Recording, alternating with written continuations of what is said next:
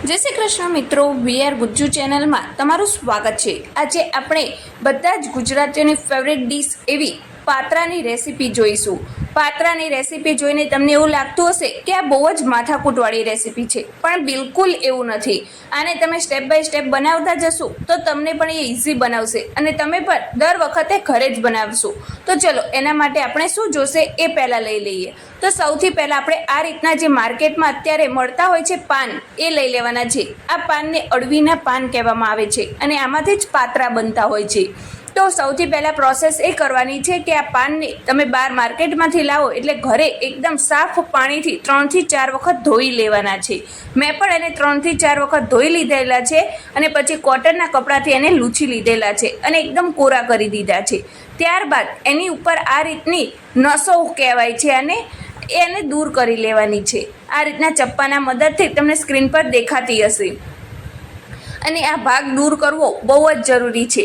જો તમે આ ભાગ દૂર નહીં કરો તો તમારા જે પાનના બીડા છે એ સારી રીતે નહીં વળે, એટલે આ નસોને દૂર કરવી બહુ જ જરૂરી છે। જે જાડી હોય જે લાઇનિંગો એ બધી જ તમારે દૂર કરી લેવાની છે આ રીતના ચપ્પાના મદદથી, અને ચપ્પુ તમને વાગે નહીં એ રીતના ધ્યાનથી સંભાળીને કરવું। તો પહેલાં બધા જ પાનના આ રીતના નસો દૂર કરી લઈએ। તો જુઓ, તમને આ સ્ક્રીન ઉપર દેખાઈ રહ્યું હશે કે જો કેટલી આસાનીથી નીકળી જાય છે અને આવો જાડો ભાગ હોય એને દૂર કરી લેવાનો છે। હવે આપણા બધા જ પાન એ રીતના તૈયાર થઈ ગયા છે। હવે આનો આપણે ઉપર મસાલો લગાવવાનો છે। તો એનો મસાલો લગાવવા માટે આપણે ચણાના લોટની જરૂર પડશે। જો આ રીતના જો નસો કાઢી લીધી એટલે આસાનીથી બધા પાન સરસ મજાના વળે છે, પાનના બીડા વળે છે। આવું હોવું બહુ જ જરૂરી છે। તો ચલો હવે આપણે બેસન લઈ લીધેલું છે, જે તમારા ઘરમાં અવેલેબલ હોય એ જ તમારે લેવાનું છે અને તમારે કેટલો ચણાનો લોટ આની ઉપર એડ કરવો છે અને તમારા કેટલા પાનના બીડા છે એની ઉપર ડિપેન્ડ કરે છે। અત્યારે મારે અળવીના પાન 250 ગ્રામ હતા એટલે મેં 300 ગ્રામ ચણાનો લોટ લીધેલો છે અને હવે એનો મસાલો કરી લઈશું। તો એના માટે આપણે લાલ મરચું પાવડર ઉમેરીશું 2 ચમચી જેટલું, અને સાથે જ હળદર પાવડર અડધી ચમચી જેટલો ઉમેરીશું, અડધી ચમચી જેટલું ધાણા જીરું પાવડર, અને સાથે જ 2 મોટી ચમચી જેટલું મીઠું ઉમેરીશું। મીઠું તમારે સ્વાદ અનુસાર ઉમેરવાનું છે। સાથે જ ખાવાનો જે સોડા આવે એ અડધી ચમચી જેટલો ઉમેરેલો છે। સાથે જ ખાંડ 1 ચમચી ઉમેરેલી છે અને આ બધી જ વસ્તુ તમારી ઉપર ડિપેન્ડ કરે છે કે તમને કેટલો સ્વાદ પસંદ છે એના પ્રમાણે તમારે ઓછો વધતો કરવાનો છે। સાથે જ આપણે વરિયાળી ઉમેરેલી છે 1 ચમચી જેટલી અને ગરમ મસાલો 1 ચમચી જેટલો ઉમેરેલો છે। હવે આ બધું સારી રીતે મિક્સ કરી લઈશું ચમચાના મદદથી ઉપરથી નીચે કરીને। જો તમે ચણાનો લોટ વધારે લેતા હોય તો તમારે મસાલો એ પ્રમાણે કરવાનો છે અને ઓછો લેતા હોય તો એ પ્રમાણે કરવાનો છે, અને તમારા ઘરમાં ખાતા હોય એ પ્રમાણે તમારે મસાલો કરવાનો રહેશે। આમાં કોઈ ચોક્કસ માપ રહેતું નથી। હવે આપણે આમાં લોટને સારી રીતે મોવણ દઈ દઈશું। તો એના માટે 3 મોટી ચમચી જેટલું મેં તેલ ઉમેર્યું છે અને એને સારી રીતે કોટ કરી લઈશું આપણે લોટ સાથે। અને હવે આપણે એમાં જરૂર પ્રમાણે પાણી ઉમેરીને એનું એક મસ્ત મજાનું બેટર બનાવી લઈશું। એકદમ સ્મૂથ એવું બેટર બનવું જોઈએ આપણું, અને એની કન્સિસ્ટન્સી આ રીતના ચમચામાંથી પડે એ ટાઈપની હોવી જોઈએ। બહુ પતલું નથી કરી દેવાનું અને બહુ થીક પણ નથી રાખવાનું, એવું મીડિયમ રાખવાનું છે।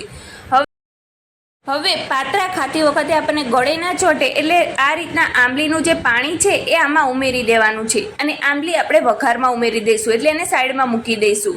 જ્યારે તમે પાત્રા ખાતા હોય ત્યારે તમને અમુકને ગળે ખંજવાળ પણ આવતી હોય છે, એ પણ નહીં આવે અને એ ડચુરા પણ નહીં વાગે।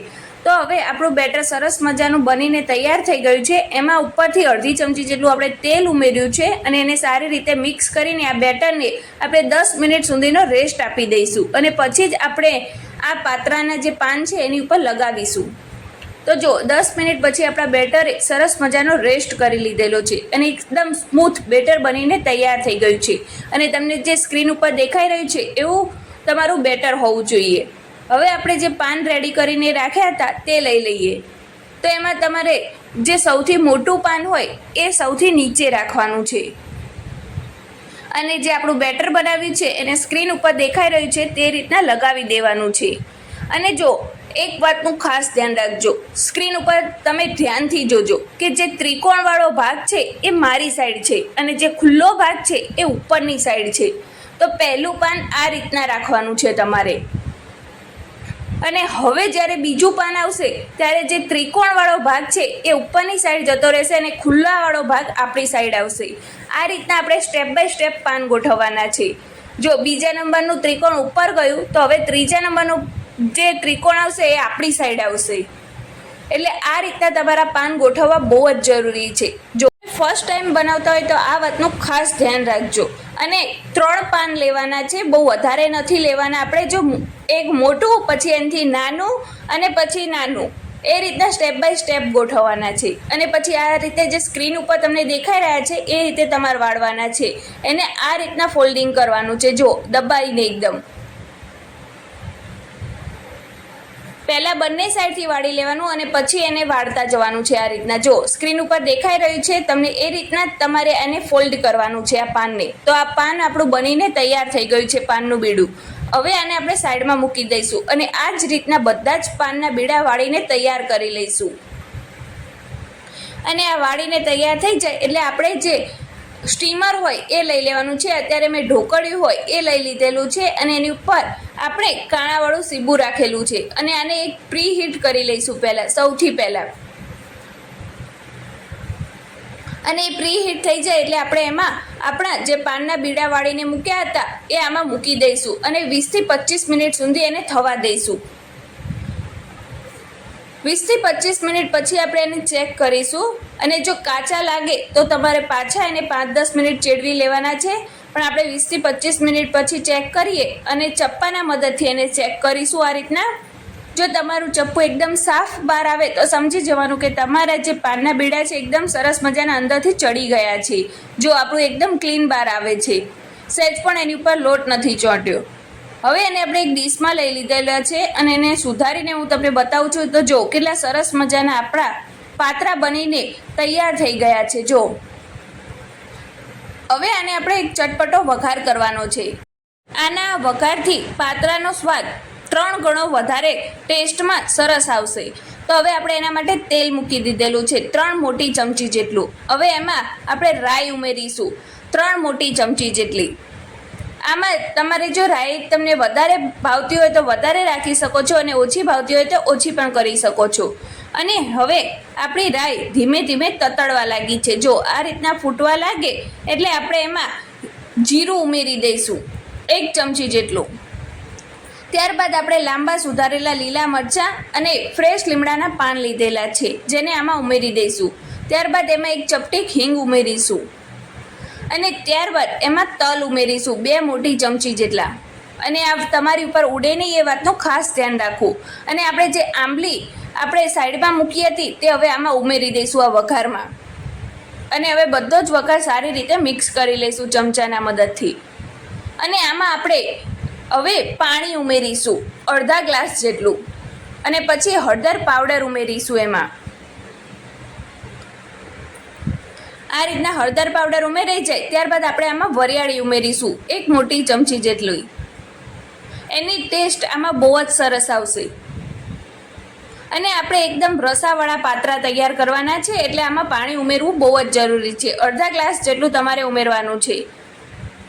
અને હવે એને એક બોઇલ આવે ત્યાં સુધી રહેવા દેવાનું છે. જો આ રીતના સાઈડમાંથી બબલ્સ થવા લાગે એટલે આપણા પાતરા જે આપણે રાખ્યા છે એ આમાં ઉમેરી દેવાના છે. જેના ટુકડા કરીને રાખ્યા છે એ બધા જ આમાં ઉમેરી દઈશું આપણે. અને ચમચાના મદદથી સાઈડમાંથી રસો લઈને એની ઉપર ઉમેરતા જવાનું. અને જો હજી તમને રસો વધારે પસંદ હોય તો તમારે સહેજ પાણી વધારે ઉમેરી દેવાનું છે. મને મારું વાસણ નાનું પડતું હતું એટલે મેં અત્યારે મોટા વાસણમાં એને ટ્રાન્સફર કરી લીધેલા છે. તો જો આ રીતના આપણા પાતરા બનીને તૈયાર થાય એટલે લાસ્ટમાં આપણે ખાંડ ઉમેરી દેવાની છે 1 મોટી ચમચી જેટલી. અને તો જો આપણે સ્ટેપ બાય સ્ટેપ બનાવ્યા તો કેટલા આસાનીથી આપણા પાતરા એકદમ રસીલા એવા બનીને તૈયાર થઈ ગયા છે, એકદમ બહાર માર્કેટ જેવા. તો તમે પણ ઘરે આ રીતના જ પાતરા બનાવો અને તમારા ફેમિલીને ખવડાવો અને પછી એનો રિવ્યૂ મને જણાવો.